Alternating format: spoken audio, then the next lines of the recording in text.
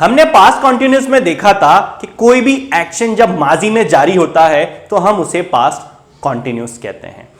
क्या ही अच्छा हो अगर हम उसी जारी सेंटेंस में जो कि माजी में जारी था एक स्पेसिफिक टाइम या ड्यूरेशन या पीरियड ऐड कर दें, तो वो और ज्यादा स्पेसिफिक हो जाता है कि कोई भी काम जारी तो था लेकिन वो किस पीरियड से लेके किस पीरियड तक जारी रहा। यानी कि किस पीरियड से लेके किस पीरियड तक का मतलब है कि फिलहाल वो प्रेजेंट में एंड है, एंड हो चुका है। एक स्पेसिफिक पीरियड से स्टार्ट हुआ, कंटिन्यू रहा और एक स्पेसिफिक पीरियड पे आके खत्म हो गया। तो यही अगर स्पेसिफिक पीरियड हम ऐड कर दें माजी में जारी एक्शंस में, तो उन सेंटेंसेस को दोस्तों हम कहते हैं past perfect continuous.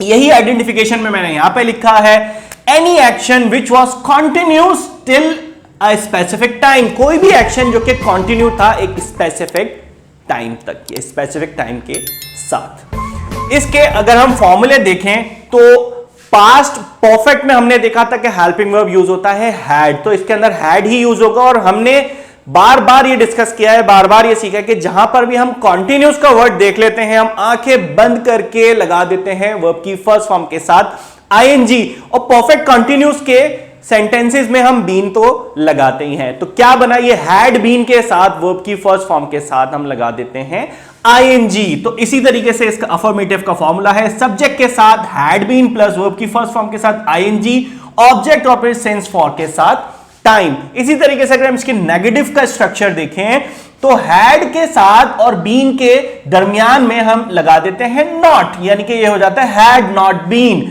Subject plus had not been plus verb की फर्स्ट फॉर्म के साथ आईएनजी प्लस ऑब्जेक्ट और सेंस फॉर के साथ हम लगा देते हैं टाइम। इसी तरीके से इंट्रोगेटिव में हम देखते हैं कि हम हैड उठा के ले आते हैं पहले, उसके बाद सब्जेक्ट, फिर उसके बाद बीन, फिर उसके बाद वर्ब की फर्स्ट फॉर्म के साथ आईएनजी प्लस ऑब्जेक्ट और फिर सेंस फॉर के साथ हम लगाते हैं टाइम या ड्यूरेशन।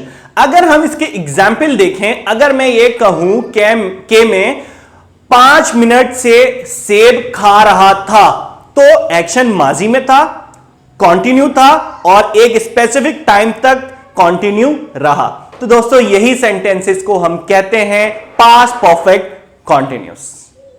तो दोस्तों अब देख लेते हैं इनकी एग्जाम्पल्स और इनकी फॉर्मेशन के सेंटेंस को फॉर्म किस तरह से किया जाता है और किस तरह के सेंटेंसेस इनके पास्ट परफेक्ट कंटिन्यूस के होते हैं।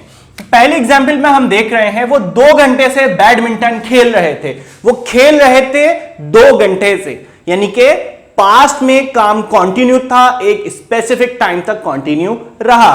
तो ये हो जाएगा they had been playing badminton for 2 hours. अगर इसका हम नेगेटिव बनाएं तो ये हो जाएगा they had not been playing badminton for 2 hours. जैसा हमने देखा था हैड और बीन के दरमियान में हम एक नॉट लगा देते हैं। अगर इसका हम इंट्रोगेटिव देखें तो हम हैड को उठा के ले आते हैं पहले, बाकी सेंटेंस सिमिलर रहता है असर्टिव की तरह, हैड सिर्फ पहले आ जाता है। तो ये हो जाएगा had they been playing badminton for 2 hours. इसी तरीके से एग्जांपल नंबर 2 अगर हम देखते हैं, हारिस 2019 से रसूल की निगरानी में काम कर रहा था।